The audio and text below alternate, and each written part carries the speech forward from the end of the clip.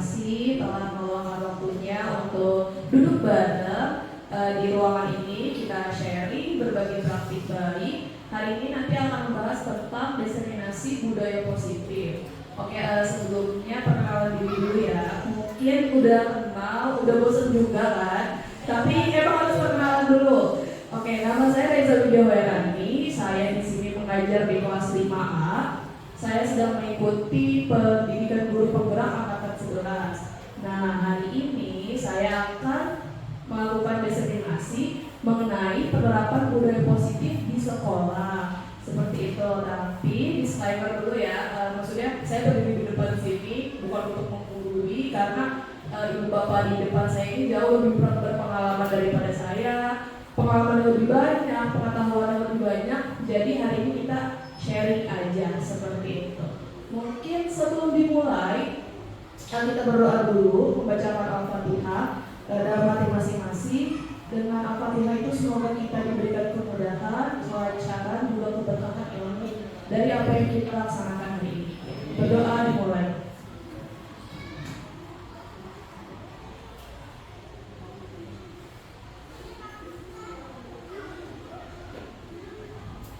Berdoa selesai. Ya baik, hari ini kebetulan berpasang-pasangan ya, ada 4 pasang, ada 8 orang. Sebelum mulai kayak kita ice breaking dulu. Nanti ice breaking ada yang dari saya, ada juga dari ibu bapak guru, ada yang sudah menyiapkan sebelumnya. Baik, kalau dari saya sekarang kan juga udah berpasangan nih. Ada games dulu, dimohon untuk berdiri ibu bapak. Berhadapan sama pasangannya. Oke. Jadi oke, gitu aja. Ya, siap. Ada ini ya, nanti pokoknya dia sistemnya siapa yang menang akan bertemu lagi dengan yang menang sampai akhirnya nanti keluar 1 orang pemenangnya. Aku ada dia nanti di belakang. Oke, pertama, jadi cara mainnya kayak gini. Nanti kita sweep yang kayak biasa. Misalnya Pak Uji ngeluarin jari 1 sama siapa Parian. Parian misalnya ngeluarin jari 2. Nah itu tuh dikali, jadi perkaliannya yang kita sebutkan. Pak Uji sama Parian 1 kali 2. Siapa yang duluan ikut 2 itu yang menang. Yang telat berarti yang gugur. Bisa. Ya, coba carinya sama gue nanti nih. 1, 2, 3. Langsung sebutin. Nah, gitu. Langsung perkaliannya. Ya, yang misalnya nanti ternyata kalau langsung duduk aja. Jadi nanti menangnya kita aduin lagi. Oke. Sekali aja. Tapi barengan ya keluarinnya biar kuat. 1, 2, 3. Apa? Yang mana dulu? Bareng. Ya udah kita tuh Pak Uji dulu lagi ya. Oke. Berarti Parian sama Bu Lia, Bu Linda sama Bu Manda. Mangga. 1, 2, 3. Oke, siapa? Sudah pemenangnya. Sama lagi. 1, 2, 3. Mantap. Lagi. 1, 2, 3. Oke. Finalnya ya, Panian lawan Bu Linda. 1, 2, 3. Oke, Panian pemenangnya ya. Nanti Panian dapat hadiah dari aku. Terima kasih. Nanti ada ice breaking juga di pertengahan dari Bu Risa atau Bu Halimah. Di saat kita udah setelah ngantuk ya, kita mulai dulu. Hari ini kita akan membahas tentang budaya positif. Nah, budaya positif itu apa sih? Jadi seorang guru yang baik harus memiliki kemampuan untuk menciptakan budaya positif di sekolah. Nah, itu tuh bisa dijalankan dengan apa sih? Pertama, kita harus mengerti dulu. Setelah mengerti, kita menerapkan nih konsep-konsep inti seperti disiplin positif, memahami motivasi perilaku manusia yang berkaitan dengan hukuman dan penghargaan, posisi kontrol guru, pembuatan keyakinan kelas, kebutuhan dasar manusia, dan penerapan segitiga restitusi dalam penyelesaian masalah. Selanjutnya kita mulai dari poin yang pertama, yaitu disiplin positif. Kebetulan disiplin positif ini relate sama tema yang kita ambil di PNM kan. Semua guru mengambil tentang gimana caranya meningkatkan disiplin positif di sekolah kita.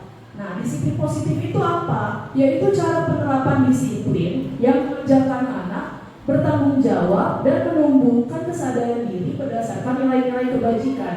Arahnya itu kemana? Arahnya adalah lebih ke gimana caranya kita menanamkan kepada anak tuh untuk bisa mengontrol diri dia sendiri. Jadi bukan karena takut hukuman, bukan karena ingin dapat pujian, tapi gimana caranya dia punya kontrol. Oh, nggak boleh nih ngelakuin ini. Oh, aku harus nih melakukan ini. Itu tuh akan muncul dari motivasi internalnya. Nanti akan nyambung ke materi selanjutnya. Nah, di sini ada motivasi perilaku manusia. Motivasi itu ada dua, ada yang internal dan eksternal. Kalau dari bahasanya udah jelas ya, internal itu dari dalam diri kita sendiri. Kalau yang eksternal, motivasi dari luar, bisa dari orang lain, bisa dari lingkungan, seperti itu. Kalau kasusnya dalam kelas, misalnya kita sebagai guru bertemu dengan peserta didik, kadang mereka melakukan sesuatu atau misalnya tidak melakukan sesuatu karena ada dorongan dari luar. Contoh yang paling gampang, anak-anak kelas 5A itu mereka nggak berani main bola siang-siang. Kenapa? Itu belum muncul dalam diri mereka sendiri. Mereka tuh belum punya kesadaran bahwa oh, aku tuh kalau masuk kelas siang-siang tetap harus rapi, tetap harus pakaiannya rapi, rambutnya rapi, gak berkeringat. Itu belum muncul dalam dirinya. Tapi kenapa mereka bisa tidak melakukan itu? Karena ada motivasi eksternal. Takut sama gurunya, takut dimarahin, takut diomelin, seperti itu. Yang kedua, ada juga ketika anak-anak melakukan hal baik, melakukan sesuatu yang terpuji, tapi dia itu ingin dapat imbalan, ingin dapat pujian, ingin dapat pengakuan dari gurunya atau dari orang tuanya, dari teman-temannya juga, seperti itu. Nah, kalau motivasi eksternal ini sifatnya naik turun karena tergantung feedback dari lingkungannya. Kalau lingkungannya responsif, oh, aku merasa diterima nih di sini. Tapi ketika dia melakukan sesuatu, lingkungannya abstain gitu ya, nggak responsif, ya dia juga nggak akan dapat feedback apa-apa, nggak akan ada pengaruhnya buat dia gitu. Oh, kok aku ngelakuin hal kayak gini, lingkunganku adem-adem aja ya, nggak ada yang ngasih pujian. Atau misalnya aku berbuat salah, tapi kok nggak ada yang menghukum ya, nggak ada yang ngasih tahu aku kalau ini hal yang tidak baik, seperti itu. Lain halnya kalau misalnya motivasi internal, motivasi yang muncul dari diri sendiri, yaitu keinginan kita untuk bisa menghargai diri kita sendiri dan mempercayai nilai-nilai yang kita inginkan gitu. Kalau misalnya udah punya motivasi internal, mau lingkungannya kayak apa, mau mereka tidak responsif, mau misalnya kita gak diberi penghargaan sama orang sekitar, tapi kita tetap punya tetap punya ambisi, tetap optimis untuk ya udah maju aja kayak gitu. Selanjutnya ada juga posisi kontrol seorang guru. Di sini ada 5. Yang pertama penghukum, pembuat merasa bersalah, teman, pemantau, dan manajer. Kalau penghukum itu contohnya yang lebih gampang adalah ketika anak melakukan kesalahan, mencoret-coret meja, nah itu tuh kita akan langsung misalnya memberikan dia hukuman. Hapus gak coret-coretan kamu di meja itu? Kalau enggak, setelah kamu hapus, kamu berdiri ke depan kelas atau kamu lari di lapangan. Itu kontrol guru sebagai seorang penghukum. Yang kedua, pembuat merasa bersalah. Ini aku sering lakukan dalam kehidupanku ya. Mungkin ini bukan hal yang baik untuk ditiru. Pembuat merasa bersalah ini tidak menghukum muridnya atau tidak menghukum temannya, tidak menghakimi seseorang dengan sikapnya, tapi lebih dengan kata-kata verbal. Misalnya, ada yang membuat kesalahan kepada kita. Kita nggak marah sama dia, kita nggak menghukum dia dengan hukuman fisik, tapi kita akan bilang, aku kecewa kalau melakukan hal itu. Nah, itu tuh lebih menyerang lebih ke menyerang mindset gitu. Oh, dia kecewa nih sama aku. Kan ketika kita mendengar kata-kata orang kecewa tuh lebih gimana gitu ya, daripada sekedar disalahkan biasa. Yang ketiga itu posisi kontrol guru sebagai teman. Ini banyak terjadi juga sekarang. terutama buat misalnya aku yang di kelas tinggi masih sering banget menghadapi masalah seperti ini, karena murid-murid itu kadang nggak tahu batasan bahwa guru tuh walaupun misalnya kita muda, walaupun misalnya kita santai seperti itu, tapi tetap harus ada batasan yang sebenarnya nggak boleh mereka langgar dalam hal komunikasi seperti itu. Yang keempat ada pemantau, dan yang terakhir ada manajer. Kira-kira dari 5 posisi kontrol seorang guru ini, mana yang paling ideal menurut Bapak Ibu? Yang mana? Pilih salah satu. Yang pilih penghukum, angkat tangan. Oke. Yang pilih pembuat merasa bersalah? Teman, memantau, manajer. Nah, oke ya, jawabannya ada di slide selanjutnya. Yang paling ideal adalah kontrol guru sebagai manajer. Tepuk tangan buat Bu Erlina ya. Posisi guru sebagai manajer, kenapa? Karena kalau sebagai manajer udah pakai komplit semuanya. Kadang kita bisa mengukur juga, tapi tetap dengan hukuman yang sesuai dengan kesalahan mereka ya. Kadang kita bisa sebagai teman, kadang kita bisa membuat mereka merasa bersalah. Kita juga bisa memantau, pakai komplitnya ada di sebagai manajer. Kenapa? Karena kalau sebagai manajer, kita tuh mempersilahkan mereka mempertanggungjawabkan kelakuannya atau perilakunya, dan mendukung agar mereka tuh bisa menentukan sendiri solusinya. Misal, kemarin di kelas 5A kasusnya adalah Abizar coret-coret meja. Aku gak menghukum dia untuk lari di lapangan, tapi aku tanya, kenapa Abizar coret-coret meja? Kita harus tahu dulu nih, alasan anak ini melakukan hal itu tuh apa. Ternyata dia bosan. Nah, tapi kita juga harus memberikan dia memberikan dia stimulus supaya berpikir, kalau bosan, cara lainnya saya coret-coret meja apa? Akhirnya keluarlah dari mulut dia sendiri, oh harusnya aku gak usah gambar di meja ya Bu, padahal aku bawa buku gambar, kenapa aku gak gambar di buku gambar aja? Nah seperti itu. Jadi kalau sebagai manajer, buatlah situasi supaya mereka mikir sendiri, salahnya apa, harus ngapain, harus gimana ke depannya. Seperti itu. Selanjutnya, nah ini poin keyakinan kelas. Jadi di sini itu adalah guru berperan dalam mewujudkan terbentuknya keyakinan sekolah, atau di sini kita lebih sempitkan lagi, keyakinan kelas dengan adanya kesepakatan antara guru dan murid. Kesepakatan kelas itu, keyakinan kelas itu adalah turunan dari kesepakatan kelas. Kesepakatan kelas turunannya lagi dari peraturan kelas. Misal, aku gak akan bacakan itunya, aku kasih jawaban yang tanya aja. Misal, kalau peraturan kelas itu hal yang keluar dari mulut aku sendiri sebagai guru. Aku membuat peraturan tidak boleh makan dan minum di dalam kelas saat jam pembelajaran. Itu peraturan kelasku. Tapi ketika dibuat dalam kesepakatan kelas, ada kata-kata sepakat. Sepakat kan murid dengan kata-kata itu. Ternyata keluar dari mulutnya murid, Bu, gimana kalau aku haus di tengah-tengah pembelajaran? Kalau misalnya aku gak boleh makan dan minum, kalau misalnya haus lagi belajar itu gimana? Nah, kita ambillah solusi dari diskusi tersebut. Oh ya sudah, berarti kita ganti narasinya. Tidak boleh makan ketika jam pelajaran. Kalau minum, karena kalian bawa air minum sendiri, bawa botol minum, itu boleh, asalkan kamu izin. Sepakat anak-anak seperti itu. Ada juga contoh lainnya, contoh kesepakatan kelas di kelas 5A, tidak boleh berbicara kasar. Kemarin ketika menerapkan seperti itu, mereka sendiri yang bikin konsekuensinya. Aku pun termasuk ya, maksudnya ketika buat kesepakatan kelas itu gak cuma buat dia, tapi buat aku juga, karena aku ada di dalam kelas tersebut. Tidak boleh berbicara kasar. Kalau misalnya anak perempuan berbicara kasar, katanya mereka akan disuruh nyanyi di depan kelas. Terus kalau misalnya anak laki-laki yang berbicara kasar, mereka akan push up 5 kali. Itu aku tekankannya tidak keluar dari mulut aku. Itu mereka sendiri yang menentukan konsekuensinya. Nah, ketika mereka melanggar, beberapa anak laki-laki melanggar, mereka langsung push up sendiri tanpa aku suruh. seperti itu. Sekarang apa kalau keyakinan kelas? Keyakinan kelas itu adalah pernyataan positif yang mudah diingat, dipahami, kemudian disepakati sampai akhirnya kita yakini di kelas kita.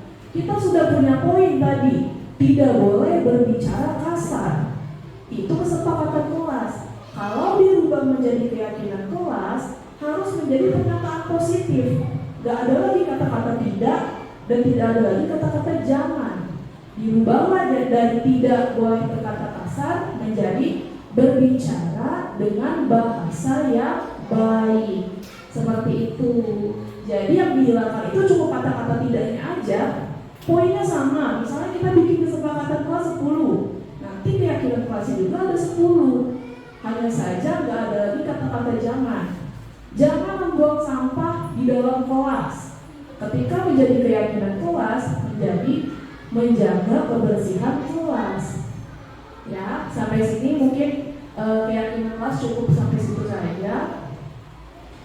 Lalu selanjutnya ada kebutuhan dasar manusia. Sebenarnya ini adalah basic dari pembelajaran kita hari ini. Kenapa ada anak yang minta perhatian?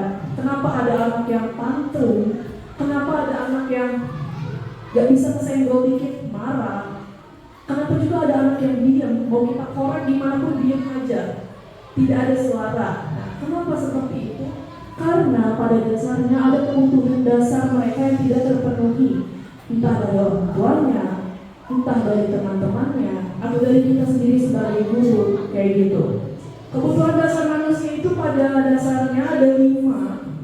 Yang pertama penguasaan, kasih sayang dan rasa ingin diterima, kebebasan, kesenangan, dan bertahan hidup. Oke, ini kenapa ditaruhnya seperti ini? Pasti ada alurnya ya. Pertama, penguasaan. Sebagai manusia, segimanapun kompetensi yang kita punya keinginan untuk pengen bisa gitu. Aku pengen bisa di matematika. Walaupun ketika misalnya kita belajar hese gitu, tetap susah. Tapi aku punya keinginan untuk bisa menguasai hal itu. Karena memang itu kebutuhan dasar kita, ingin menguasai sesuatu. Tergantung lagi, kembali lagi kepada kompetensi yang kita punya. Selanjutnya, ini udah jelas lah ya, manusia butuh kasih sayang dan rasa ingin diterima. Kenapa ada anak-anak yang tantrum? Kenapa ada anak-anak yang ingin dapat pujian? Karena mereka tidak mendapatkan itu di rumah. Kita udah sering mendengar ya curhatannya anak-anak, misalnya mereka kurang perhatian orang tua, atau mereka nggak pernah ditanya kamu dapat nilai berapa, atau ketika dapat nilai 100 tidak pernah dipuji, hebat anak mama. Nah, itu adalah kebutuhan yang mereka tidak dapatkan. Makanya kenapa ada anak-anak yang caper banget sama guru? Karena mereka merasa diterima sama guru, dapat nilai 70, 80 dipuji. Karena di rumah tuh dapat 100 pun gak dipuji gitu. Jadi ada rasa ingin diterima dan kasih sayang yang hilang di tempat mereka sebelumnya, yang mereka dapatkan di sekolah dari kita, seperti itu. Lalu yang ketiga ada kebutuhan dasar kita ingin bebas. Semua manusia ingin bebas ya, tapi bebas di sini tentu tetap dalam batasan-batasan yang baik. Maksudnya kebebasan adalah ingin bisa berpendapat, ingin bisa ketika diberikan suatu perintah, ingin tahu kenapa aku harus melakukan hal itu. Kalau masuk di akal, aku lakukan. Kalau tidak masuk dalam logikaku, aku nggak mau lakukan. Itulah kebebasan. Bukan berarti kita bebas menjadi keluar dari aturan, keluar dari norma-norma. Nggak seperti itu. Bebas dalam mengeluarkan pendapat, bebas dalam berargumen, selama itu baik. Kadang ada juga anak-anak yang tidak diberikan kebebasan di rumahnya. Orang tua overprotective lah, atau misalnya orang tua tidak memberikan kepercayaan penuh kepada anaknya. Nah, itu juga akan berakibat misalnya anak terlalu dikekang di rumah. Anak memang harus ikut aturan orang tua, tapi kalau terlalu dikekang, mereka bisa jadi anak yang suka bohong. Minimal ditanya udah pulang belum, udah padahal belum. Hal kecil dulu aja kayak gitu. Karena apa? Karena mereka tidak merasa diberikan kebebasan di dalam kebutuhan mereka sebagai manusia, seperti itu. Selanjutnya ada kesenangan. Sudah pasti semua manusia butuh rasa senang. Kita butuh happy. Happy itu relatif ya. Happy-nya aku, happy-nya Bu Halimah, happy-nya Lisa itu berbeda. Kita punya level happy yang beda-beda. Kadang makan seblak pun happy. Tapi ada juga yang harus belanja barang branded happy. Terserah, itu terserah kita aja sesuai dengan kemampuan kita masing-masing. Karena pada dasarnya manusia butuh rasa senang. Dari manapun hal itu datang, segimanapun levelnya, kita tetap butuh rasa senang. Itu yang kita cari. Hanya mungkin batasan-batasannya seperti apa, itu juga yang harus kita tanamkan di diri kita, seperti itu. Dan yang terakhir, kenapa bertahan hidup ditaruh paling terakhir? Sebenarnya bertahan hidup juga bisa disimpan di awal. Tapi dari semua permasalahan yang ada dalam kehidupan ini, dari segala macam hal yang miss dalam hidup kita, misalnya aku kurang di kebebasan, atau ada yang juga kurang di penguasaan, ada yang kurang kasih sayang, ada yang kurang happy dalam hidupnya. Tapi ujung-ujungnya harus apa sih? Harus bertahan hidup. Mau gak mau susah payah, mau nangis, mau berdarah-darah, mau sakit jatuh bangun, ujung-ujungnya harus ngapain? Bertahan hidup. Karena kita nggak bisa minta mati sekarang lalu dikabulkan gitu. Itu kan terserah yang di atas ya. Mau mengambil nyawa kita kapan? Selama belum diambil nyawanya, nggak punya pilihan lain. Bertahan hidup aja. Walaupun sulit dan penuh air mata. Harus bertahan hidup ya. Oke. Pokoknya harus tetap hidup ya. Nah, yang terakhir, ini materi terakhir dalam hari ini, yaitu segitiga restitusi dalam penyelesaian masalah. Seperti yang tadi sudah dibahas, dalam menyelesaikan masalah di kelas, itu nggak langsung anak membuat salah, langsung kita hukum. Tidak seperti itu. Ternyata ada tahapan-tahapan yang harus guru lakukan dalam menyelesaikan masalah, walaupun itu masalah kecil. Di sini ada menggunakan segitiga restitusi dalam penyelesaian masalah melalui 3 tahapan. Pertama, menstabilkan identitas. Kedua, validasi tindakan yang salah. Dan yang terakhir, menanyakan keyakinan. Itu mungkin bahasa template-nya. Sekarang kalau misalnya kita sederhanakan bahasanya kayak gini. Ketika ada anak yang melakukan kesalahan, fase menstabilkan identitas itu adalah ini. Anak ketika melakukan kesalahan, dia pasti emosinya lagi naik tuh. Ketika ketahuan ya, dia berbuat salah, ketahuan sama kita sebagai guru, emosinya itu pasti naik. Adrenalinnya juga naik, deg-degan banget kan. Egonya juga naik. Karena apa? Karena dia punya keinginan untuk defense. Nggak mau nih ketahuan sama guru. Pokoknya gue harus melawan gimana pun caranya. Itu sifat dasar manusia. Tugas kita menstabilkan identitasnya. Samain dulu frekuensinya. Misalnya kayak tadi kasus Abizar, dia bilang dia bosan. Kita sebagai guru di tahap itu kita bisa bilang, oh ya udah, Bu Liza juga waktu kecil waktu SD pernah sih sekali coret-coret meja. Teman Bu Liza juga pernah kok coret-coret meja. Ibu juga pernah merasa bosan ketika ibu SD, sampai gede juga pasti ada lah rasa-rasa bosan kayak gitu. Kita samakan dulu persepsinya. Buat apa? Supaya emosi dia turun. Ketika kita dengerin teman kita curhat, sebenarnya dia nggak butuh solusi kan? Cuma butuh didengerin aja. Ketika didengerin, emosinya yang tadi di atas, lama-lama turun, nangis deh ujungnya. Gitu kan? Iya, ketika sudah sama frekuensinya. Setelah itu, baru kita tanya validasi tindakan yang salah. Tadi aku bilang, gak apa-apa, waktu itu juga boleh aja waktu kecil pernah coret-coret meja di kelas. Tapi di tahap validasi tindakan yang salah, kita kasih tahu bahwa itu tuh bukan hal yang baik untuk dilakukan. Sebaiknya kamu gak coret-coret meja, karena itu mengganggu kebersihan, segala macam lah kita kasih tahu. Setelah dia tahu bahwa itu adalah tindakan yang salah, tanyakan keyakinannya. Menurut Abizar, tadi ketika kamu coret-coret meja, apa sih yang sudah kamu langgar? Oh, aku gak menjaga kebersihan, Bu. Karena menjaga kebersihan tadi ada di keyakinan kelas kita. Jadi anak itu tahu keyakinan kelas itu apa aja. Ada misalnya ada 10, itu mereka ingat, mereka yakini. Ketika mereka melakukan kesalahan, terus kita tanya apa yang kamu langgar, dia tahu, oh saya tidak menjaga kebersihan Bu, saya sudah melanggar keyakinan kelas kita yang itu. Barulah di situ kita bilang, menurut kamu dari hal yang telah kamu lakukan, apa solusinya? Harus gimana kita? Kayak gitu. Mungkin ini aja yang bisa aku sampaikan. Kalau misalnya ada yang ingin ditanyakan, boleh Bapak Ibu? Ya, Bu Ria, enggak? Saya mau tanya tentang ini Bu Eza. Untuk kesalahan anak yang fatal, mohon maaf sebelumnya misalkan contohnya pelecehan, apakah harus melalui tetap 3 tahapan itu? Terlebih tentang menstabilkan identitas. Kalau validasi tindakan yang salah sudah pasti kita lakukan, kemudian menanyakan keyakinan juga sudah pasti, tapi saya mempertanyakan menstabilkan identitas untuk kesalahan yang fatal seperti pelecehan. Oke, siap. Teman-teman ya. Ya, terima kasih Bu Ria atas pertanyaannya. Ini bisa kita laksanakan, bisa kita terapkan dalam semua masalah dengan kadar yang berbeda. Kalau tadi kesalahan yang fatal seperti pelecehan, kata-katanya kan nggak mungkin aku bilang, ibu juga pernah kayak gitu, kan nggak mungkin ya, kaget anak. Tapi kita bisa bilang misalnya ada anak laki-laki yang pelecehannya itu misalnya gimana ya? Anak laki-laki yang bercandain anak-anak perempuan gitu, terus ngebuka rok apa gimana gitu ya, udah masuk ke pelecehan tuh. Pasti kan ada rasa-rasa dia tertarik nih sama anak ini.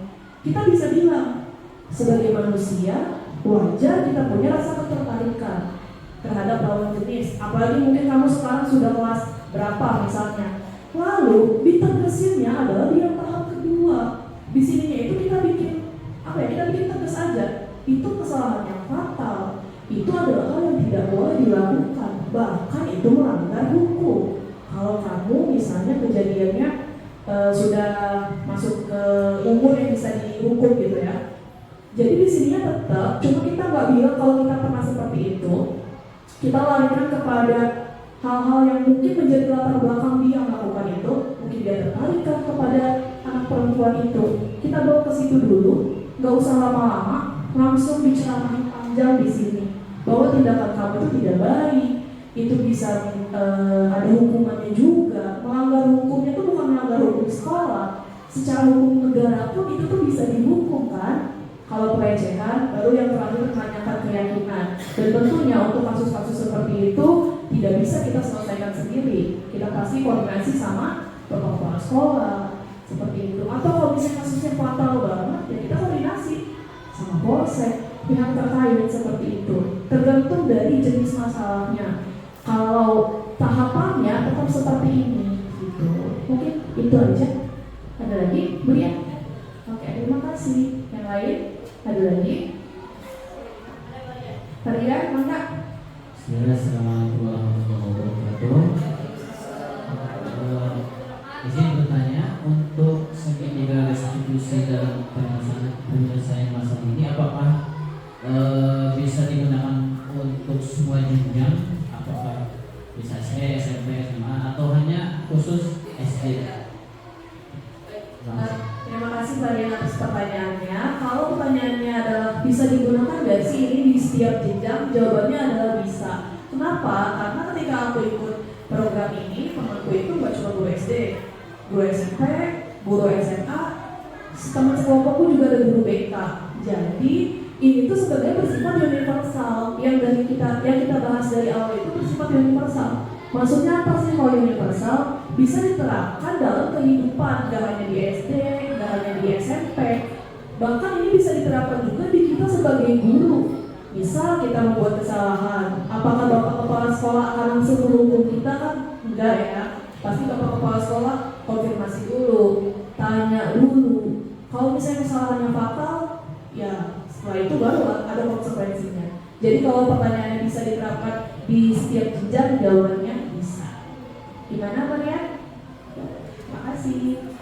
Mungkin itu aja yang bisa saya sampaikan. Kurang lebihnya mohon maaf. Terima kasih banyak telah meluangkan waktunya. Semoga ada yang bisa dibawa pulang ke rumah, sama-sama sharing, sama-sama berbagi praktik baik. Terima kasih banyak. Wassalamualaikum warahmatullahi wabarakatuh.